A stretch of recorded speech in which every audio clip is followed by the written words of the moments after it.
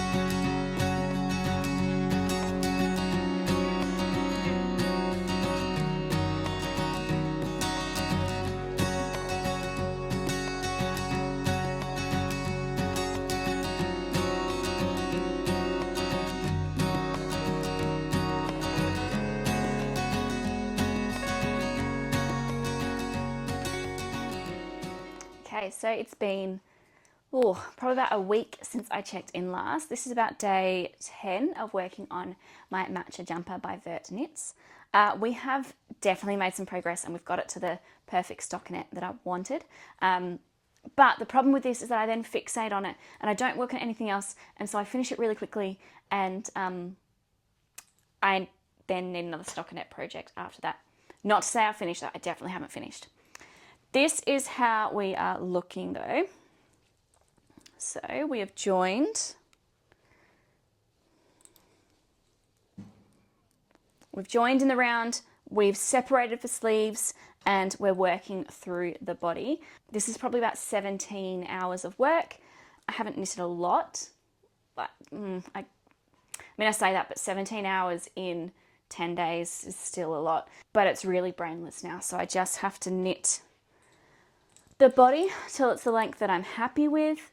But it does say that I should go back and do the neck before I decide how long I want the body. So as annoying as that sometimes is, I'll probably just finish off the ball of yarn that I've got and then pick up stitches for the neck, just so it's sitting a bit better. That way I can decide on the sleeve length and the body length in proportion to the rest. I keep noticing this when I hold it up, there's like a little bit of a stitch or a mistake back here, but I'm just going to go back afterwards and stitch that back up. But I'm loving how the fabric looks and feels, hoping some of the tension issues here do block out, but I really like it. This is going to be a really good spring lightweight jumper, and I'm already thinking about like a slightly thicker yarn, maybe in a deeper colour for next year, but really enjoying it so far. This is my second ball of yarn that I've kind of just cut into. I've got 3 left. So we are feeling the yarn chicken game a little bit, but I think it'll be fine.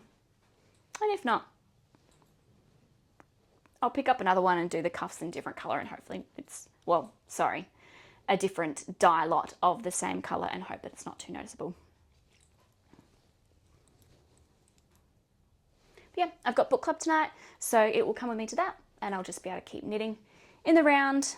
Oh, one thing I should mention is that when I was doing the increases up here, I had to do a repeat of 2 rows 19 times, and then you check the stitch count at the end.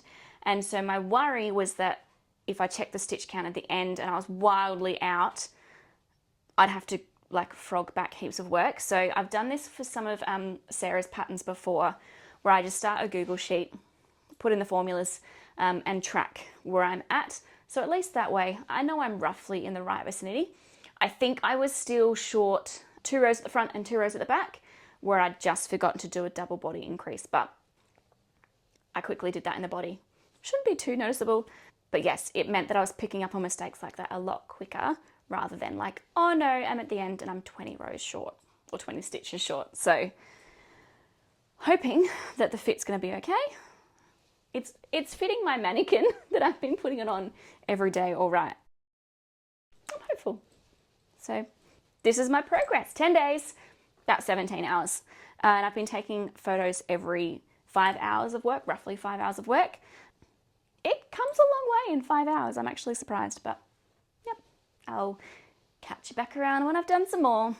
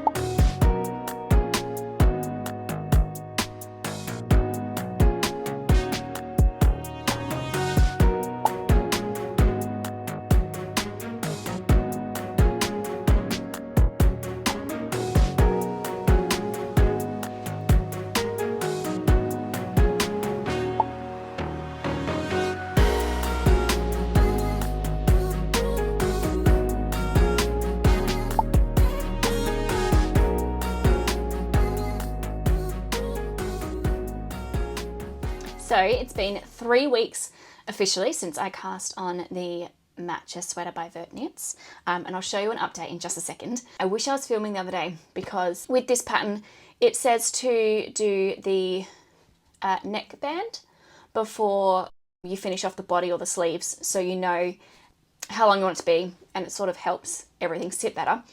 And so I got to pick up the stitches, and I went to find the knitting needles, and I took out my Knit Pro interchangeables, and I was like, oh, I actually need a 2.75 millimeter. And I was like, I don't have that. I don't think I've got anything small enough. And I was like, oh my gosh, I don't want to have to stop and order some more in. Anyway, I last minute thought, I'll just check my little leftover pouch. It's got like some crochet hooks that are not the normal brand I use. It has a couple of like fixed circulars.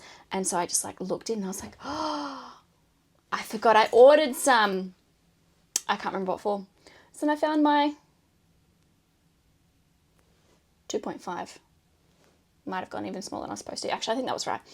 2.5 millimeter or US 1.5. And so I found it, and I could work the neck up before I keep going with the body. But because I wanted it to be a really simple stockinette, I've been really intentional of only using it when I'm on the go, out and about, don't have to think too much, and working on other projects. So hence it's been 3 weeks, and I haven't made too much progress, but still substantial. So this is where we are at with the neck. And for my size, she says to do 38 rows, which I've done, and it should be about 9.5 centimeters. I'm probably off by about 0.5, but I was sick of doing half twisted rib, and I was like, we're gonna stop and bind off.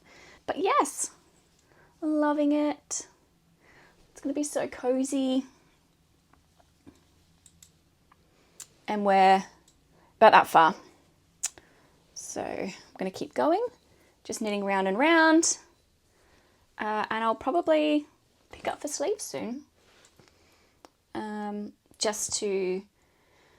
pick up sleeves before I do the body hem. you know, because I don't want to run out of yarn. So I'll probably get to the length that I'm pretty happy with the body, and then I'll pick up for sleeves, and then hopefully not play yarn chicken, but if I do, I prefer to play yarn chicken when I've got the sleeves on fairly substantially. And if I need to order a different colour, then this would end up being a slightly different dye lot, and I'm okay with that. But I don't want it to just be like, you know, random change for one sleeve. So that's what we're up to. That's my update. Yeah, we'll see. We'll keep going.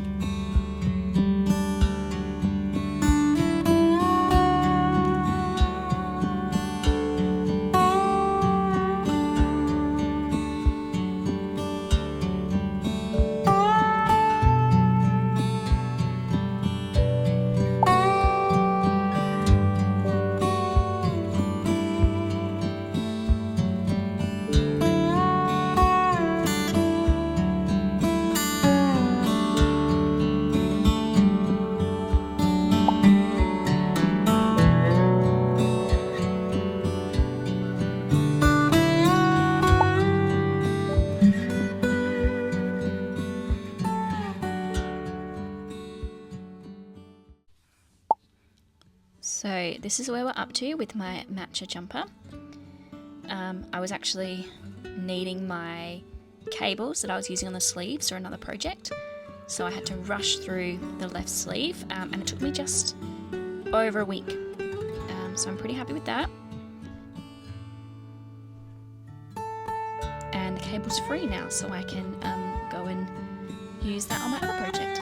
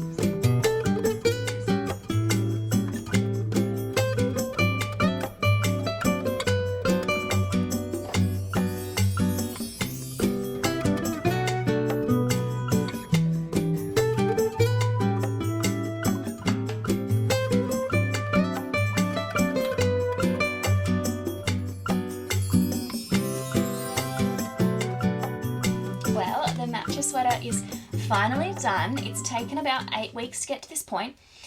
I should say I haven't blocked it yet, but I'm really happy with how it's looking. Obviously hoping that some of these little wrinkles and creases will block out a little bit, but I love it. I was looking for the perfect stockinette project and a saddle shoulder garment, and I think this is both of them in one go, and I'm so pleased. There are probably a couple of things that I would change, or that I just forgot to do while making the pattern. First one is I didn't do the tubular bind setup rows in the sleeves or in the body.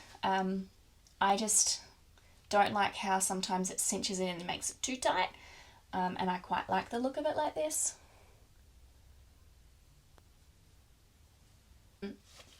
So I just go straight into doing the Italian bind off, and I don't mind that one. I must say that took so long doing that on the body because there's so many stitches and it's twisted rib all the way around. So I was a little bit worried for my hands that they might get a little bit tense, but they were fine, and I was spacing out with a couple of things at the same time and just being mindful not to spend 2 hours because I really wanted to finish it off. Aside from that, there's probably only a couple of other things I would change. Inez Oliveira, who Vert Knits, she writes the pattern. She has a lot of recommendations at the back for changes or adjustments adjustments you can make.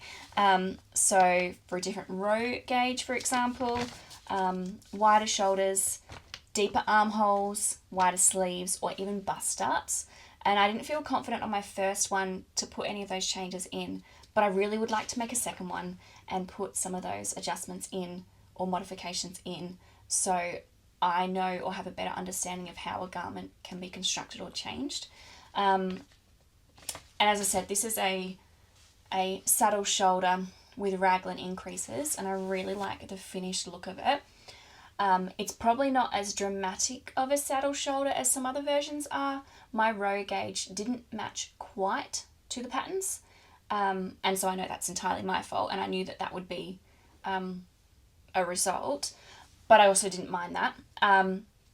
There were adjustments for different row gauge. I didn't follow them because I didn't feel like it was going to be that different. I just did a couple of extra rows when I got to here, so it would be enough shape for my body. When I do another matcha jumper, I would probably follow some of those guidelines or modifications, especially the wider shoulders and possibly a deeper armhole if I just wanted that really slouchy feel, but that's not necessarily what I was going with for this one.